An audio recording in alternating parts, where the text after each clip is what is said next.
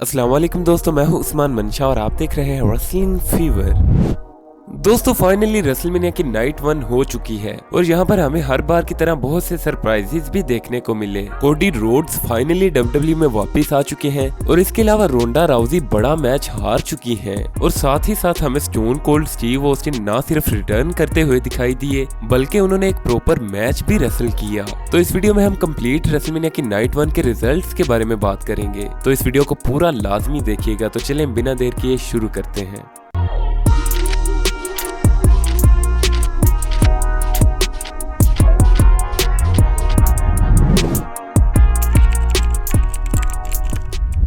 तो दोस्तों main show शुरू होने के बाद जो हमें सबसे पहला मैच देखने को मिलता है वो है the Usos versus Shinsuke Nakamura and Rick Boogs for the SmackDown tag team championships. और दोस्तों शुरू में तो ये मैच बिल्कुल नॉर्मली चल रहा होता है, लेकिन फिर मैच में एक ऐसा इंसिडेंट होता है जिसने इस मैच को पूरी तरह चेंज कर दिया। दोस्तों होता कुछ यूँ है कि इस मैच के दौरान रिक बूग्स को एक नी इंजरी हो जाती है, जिसके बाद वो रिंग से बाहर चले जाते हैं और फिर शिंसुके नाकामोरा इस मैच को पूरा करते हैं। दोस्तों आखिर में दी ऊज़ोस इस मैच में अपनी चैंपियनशिप्स को रिटेन कर लेते हैं और इस मैच को देखकर ऐसा लग रहा था कि ये मैच उस तरह नहीं हुआ जिस तरह प्लान किया गया था और रिक बूग्स की इंजरी ने इस मैच को पूरी तरह चेंज कर दिया। वी होप कि उनको कोई सीरियस प्रॉब्लम ना हो। दोस्तों शो पर दूसरा मैच हमें देखने को मिलता है ड्रू मैकिंटायर और हैप्पी कॉर्बिन के दरमियान। तो पहले हैप्पी कॉर्बिन मैडकैप मोस के साथ अपनी एंट्रेंस करते हैं और बाद में ड्रू मैकिंटायर एक बहुत ही कमाल की एंट्रेंस करते हैं जिसको देखकर वाकई ही मजा आ गया। दोस्तों इसके बाद इनका मैच स्टार्ट होता है और दोनों रेसलर्स ने एक अच्छी नॉर्मल लेंथ का एक डिसेंट सा मैच दिया। एंड में ड्रू मैकिंटायर हमें इस मैच को विन करते हुए दिखाई देते हैं और दोस्तों ड्रू मैकिंटायर इस मैच के बाद अपनी स्वॉर्ड का यूज करते हुए भी दिखाई देते हैं जब वो मैडकैप मोस को मारने की कोशिश करते हैं, लेकिन मैडकैप मोस वहां से हट जाते हैं और उनकी तलवार सीधा रिंग रोप्स पर लगती है जिससे रिंग की रस्सियां टूट जाती हैं। खैर नेक्स्ट मैच हमें देखने को मिलता है the Mysterios versus Logan Paul and the Miz के दरमियान और पहले मिस्टीरियोस और बाद में Logan Paul and the Miz entrance करते हैं। दोस्तों ये लोगन पॉल का डब्ल्यूडब्ल्यूई में डेब्यू मैच था, लेकिन सरप्राइजिंगली उन्होंने इस मैच में बहुत अच्छी परफॉर्मेंस दी और लोगन पॉल एंड द मिज हमें इजीली इस मैच को विन करते हुए दिखाई दिए। लेकिन इस मैच के बाद एक ऐसी चीज होती है जो शायद किसी ने भी एक्सपेक्ट नहीं की थी। दोस्तों मैच विन करने के बाद यहाँ पर द मिज लोगन पॉल पर अटैक कर देते हैं और उन्हें अपना फिनिशर स्कल क्रशिंग फिनाले लगा देते हैं। लेकिन इससे भी बड़े सरप्राइजेस हमें आगे देखने को मिले जिसके बारे में हम आगे बात करने वाले हैं। लेकिन मोस्ट प्रोबेबली रेसलमेनिया के बाद लोगन पॉल और द मिज की आपस में फ्यूड होने वाली है। खैर लोगन पॉल ने अपना डब्ल्यूडब्ल्यूई में डेब्यू मैच तो विन कर लिया और वो भी रेसलमेनिया पर।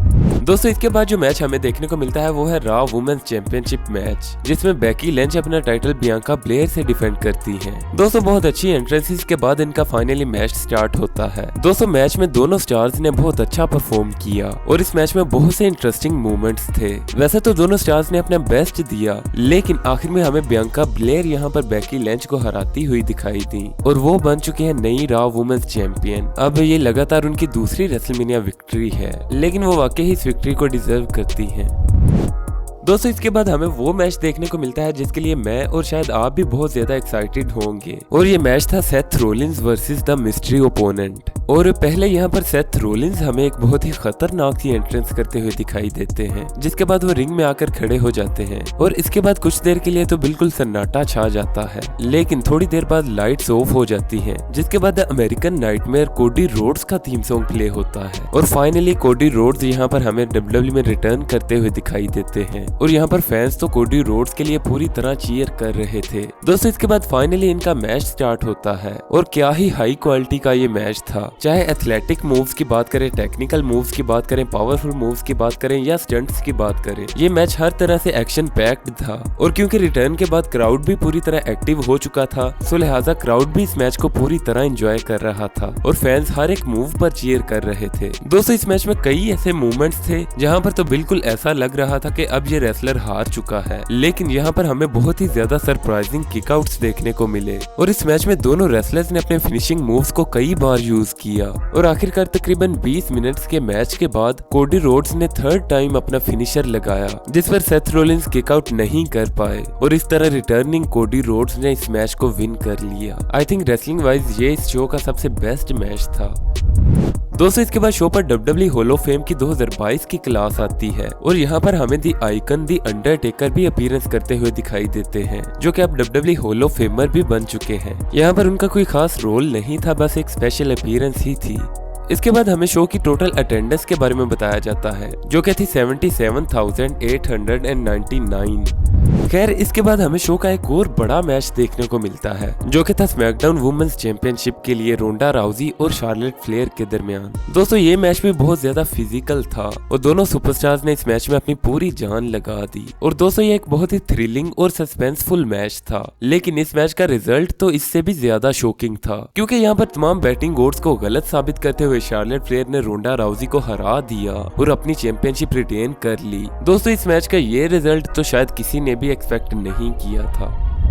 दोस्तों इसके बाद आता है शो का मेन इवेंट, जहां पर होता है केविन ओवंस शो और इसमें स्पेशल गेस्ट होते हैं स्टोन कोल्ड स्टीव ऑस्टिन। और दोस्तों पहले केविन ओवंस एंट्रेंस करते हैं और वो रिंग में आकर क्राउड को वेलकम करते हैं, लेकिन इसके बाद वो स्टोन कोल्ड का बहुत ज्यादा मजाक उड़ाते हैं और उनके बारे में बहुत सी बुरी बातें करते हैं। जिसके बाद थीम सॉन्ग प्ले होता है स्टोन कोल्ड स्टीव ऑस्टिन का और क्राउड तो यहाँ पर पूरी तरह पागल हो जाता है। दोस्तों स्टोन कोल्ड अपने टिपिकल अंदाज से एंट्रेंस करते हैं और वो अपनी ATV बाइक को पूरी रिंग के अराउंड घुमाते हैं और इसके बाद वो रिंग में एंटर करते हैं। और दोस्तों इस पर केविन ओवंस क्रू को कहते हैं कि ऑस्टिन का म्यूजिक बंद किया जाए, क्योंकि ये उनका शो है और वो यहाँ पर फाइट करने के लिए नहीं आए। दोस्तों इसके बाद दोनों के दरमियान एक वर्बल वॉर स्टार्ट हो जाती है और क्राउड तो यहाँ पर पूरी तरह स्टोन कोल्ड का साथ देता हुआ दिखाई देता है। और दोस्तों इस बहस का नतीजा ये निकलता है कि केविन ओवंस स्टोन कोल्ड को एक नो होल्ड्स बार्ड मैच के लिए चैलेंज कर देते हैं और स्टोन कोल्ड भी इस चैलेंज को एक्सेप्ट कर लेते हैं, जिसके बाद हमें इनका मैच स्टार्ट होता हुआ दिखाई देता है। और दोस्तों स्टोन कोल्ड ने एक बहुत ही अच्छा मैच डिलीवर किया। जैसा कि ये एक नो होल्ड्स बार्ड मैच था, तो दोनों ने ऑडियंस के दरमियान जाकर रिंग साइड पर और स्टेज पर जाकर भी रेसलिंग की। और दोस्तों इस मैच में एक पॉइंट पर केविन ओवंस स्टोन कोल्ड की ATV पर बैठकर भागने की कोशिश करते हुए भी दिखाई दिए। खैर एक बहुत ही इंटरेस्टिंग मैच के बाद स्टोन कोल्ड ने केविन ओवंस को हरा दिया। और दोस्तों स्टोन कोल्ड का इस तरह मैच रेसल करना वाकई ही बहुत ज्यादा सरप्राइजिंग था। और ना सिर्फ ये बल्कि मैच के बाद भी हमें स्टोन कोल्ड की जानिब से स्टनर देखने को मिले और एंड में स्टोन कोल्ड हमें सेलिब्रेट करते हुए दिखाई देते हैं। और इसी के साथ रेसलमेनिया की नाइट 1 खत्म हो जाती है। बाकी the new day versus Sheamus और रिज होलैंड का मैच भी होना था, जो कि नहीं हुआ और अब ये मैच रेसलमेनिया की नाइट 2 में होगा। सो रेसलमेनिया की नाइट 2 के लिए भी स्टे ट्यून रहें, क्योंकि चैनल पर अभी बहुत सी वीडियोस आने वाली हैं।